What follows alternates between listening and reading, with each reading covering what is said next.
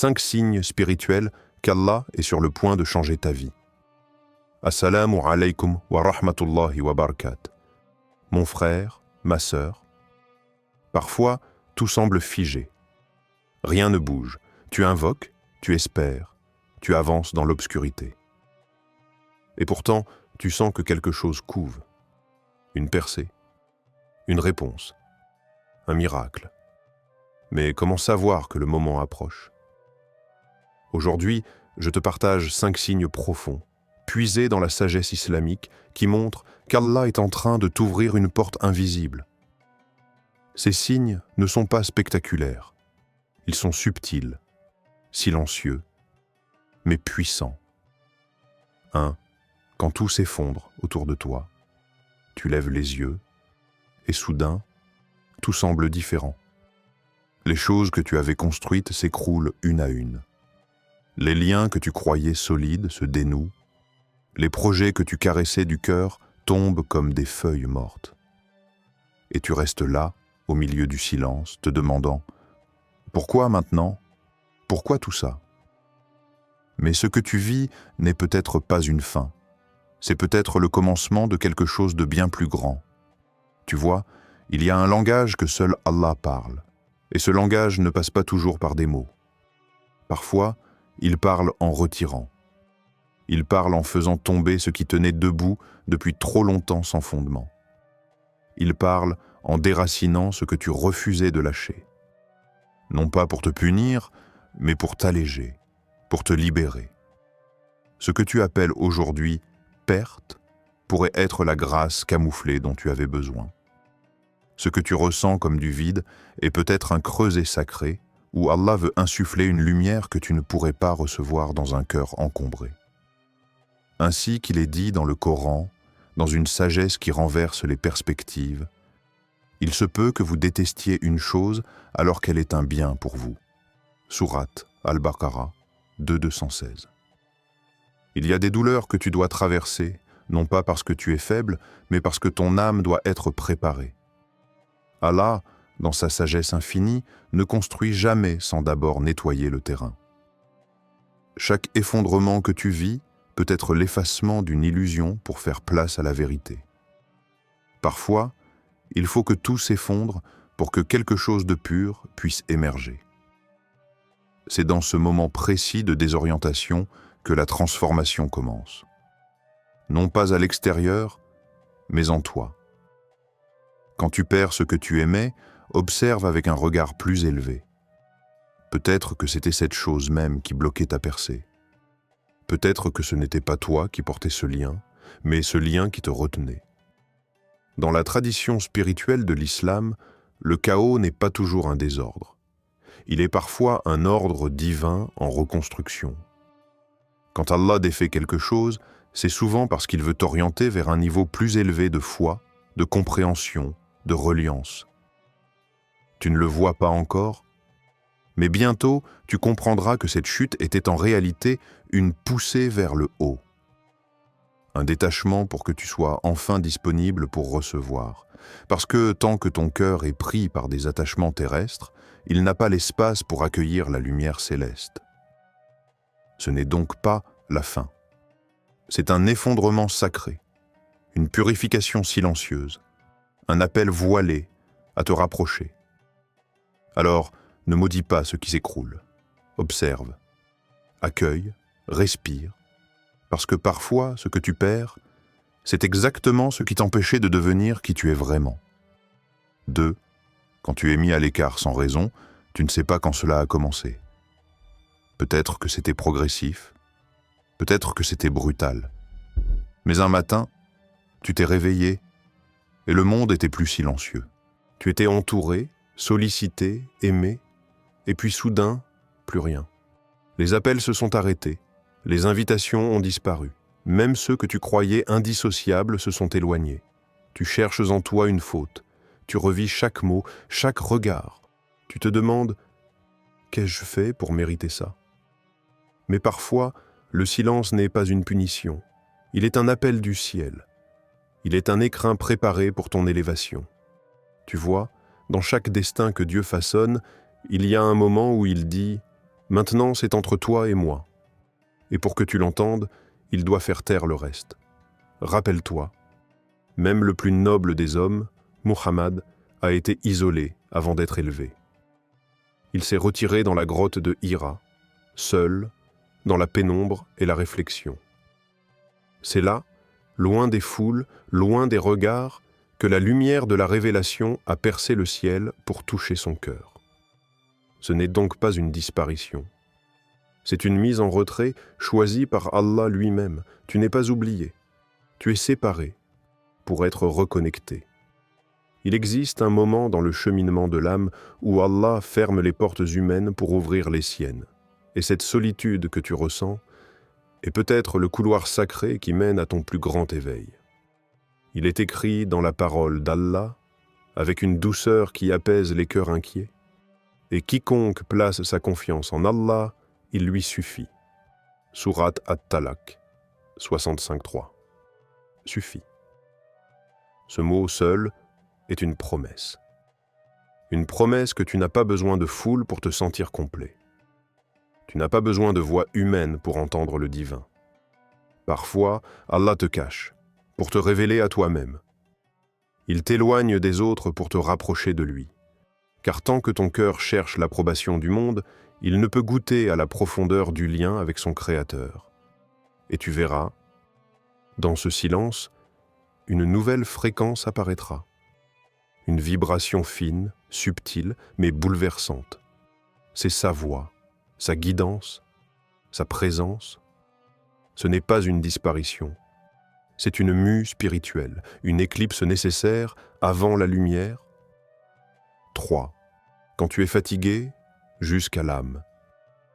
Il y a une fatigue que personne ne voit, une lassitude silencieuse qui s'installe sans bruit, qui s'infiltre dans chaque souffle, chaque prière, chaque battement de cœur. Tu fais encore les gestes, tu dis encore les mots, mais quelque chose en toi semble s'être éteint. Tu pries, oui, mais le cœur est loin. Tu lèves les mains, mais les larmes ne viennent plus. Tu invoques, mais le ciel te semble fermé. Et pourtant, tu restes là. C'est l'épuisement spirituel. Mais ce n'est pas une faiblesse. C'est un palier sacré, celui que traversent les âmes sincères juste avant la percée. Il arrive un moment où l'être humain atteint ses limites. Pas parce qu'il a échoué, mais parce qu'il a donné tout ce qu'il avait. Et c'est à cet endroit, précisément là, qu'Allah descend avec sa miséricorde. Écoute bien ce verset comme une caresse posée sur une âme écorchée. Et ton Seigneur ne t'a ni abandonné ni détesté. Sourate Ad-Duha, 93.3. Ces mots ne te demandent rien. Ils ne te poussent pas à faire plus. Ils te rappellent seulement que tu n'as jamais été seul. Tu ne ressens peut-être plus rien. Mais Allah est là, pas dans le frisson, pas dans les larmes, pas dans les éclats, mais dans la simple constance de ton cœur, même éteint, même sec, même épuisé. Il observe, il sait, et il te dit « Je ne t'ai pas quitté ». Car vois-tu, l'ouverture divine ne vient pas toujours quand tu te sens fort. Elle vient quand tu es sincèrement vidé, quand il n'y a plus de stratégie, plus de plan B, quand il ne reste que cette fragilité nue. C'est là qu'Allah agit, et dans ce désert où tu te crois seul, où tout est silencieux, où l'adoration elle-même devient lourde, c'est dans ce désert-là que naît la vraie reliance. Parce que tant que tu crois que tu peux te relever par toi-même, tu n'as pas encore goûté à la puissance du secours divin. Et parfois, ce que tu appelles une fatigue est en réalité une invitation à lâcher prise, totalement. Allah ne cherche pas ta performance, il cherche ton abandon, ton cœur, même brisé, ta langue, même hésitante, ton souffle, même tremblant, continue. Pas pour ressentir, mais pour rester sincère. Car ce désert n'est pas la fin de ton voyage, c'est le point exact où la lumière commence à percer. 4. Quand tu ne sais plus dans quelle direction aller, il y a des moments où tout semble s'être figé. Tu es là, debout, devant plusieurs routes. Mais aucune ne t'appelle clairement. Chaque direction te paraît incertaine. Et même les réponses que tu trouvais évidentes auparavant sont devenues floues. Tu pries pour un signe. Tu cherches des certitudes. Mais ce que tu reçois, c'est le silence. Et pourtant, ce doute n'est pas ton ennemi. Ce n'est pas l'indice d'un éloignement. C'est un appel à la confiance absolue. Car parfois, Allah cache les contours de la carte, non pas pour t'égarer, mais pour que tu cesses de t'appuyer sur ta propre vision. Il veut que tu avances, même dans l'obscurité, même en tremblant. Parce que le miracle ne se trouve pas dans la clarté du chemin, mais dans le pas que tu fais avec foi. Dans le Coran, il nous rappelle avec une puissance simple. Et c'est en Allah que les croyants doivent placer leur confiance. Sourate Al-Imran 360. Ce n'est pas ton intelligence qui trace la voie. Ce n'est pas ta stratégie qui garantit le succès. C'est ta confiance, ton tawakkul, ta capacité à dire « Ya Allah, je ne sais pas, mais toi tu sais ». Et parfois, Allah brouille les chemins extérieurs pour que tu redécouvres le chemin intérieur, celui du cœur, celui de l'abandon, celui de la foi nue, sans décor. Il ne te demande pas d'être certain de chaque pas. Il te demande de te remettre entre ses mains, même quand tu ne vois rien. Tu vois, la lumière du destin n'apparaît pas toujours d'un coup. Parfois, elle ne se révèle que lorsque tu fais un pas dans le brouillard.